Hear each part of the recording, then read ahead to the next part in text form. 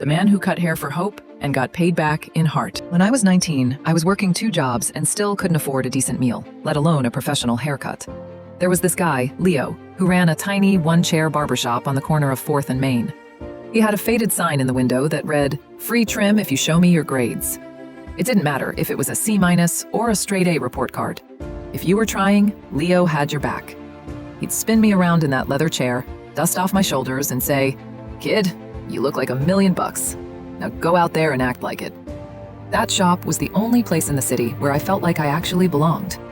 Then, last winter, Leo took a nasty spill on the ice, shattered his hip.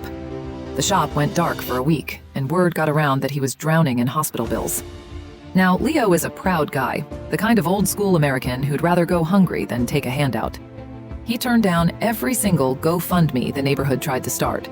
He just kept saying he'd be back next Monday, even though we all knew he could barely stand. So, we got creative. One Monday morning, a line started forming at 5 a.m., not to get haircuts, but to buy gift certificates. People were buying 10, 20, even 50 haircuts in advance. We literally stuffed his mailbox with enough prepaid slips to cover his mortgage for a year. We didn't want him worrying about the lights staying on while he was stuck in physical therapy. The day Leo finally hobbled back in on his cane, he saw that the floor had been swept, the mirrors were polished, and his books were balanced through next July. He didn't say a word, but I saw him wipe his eyes with his barber's apron before he turned the sign to open. It turns out, when you spend 50 years making sure everyone else looks their best, this community won't let you look anything but your strongest when you're down.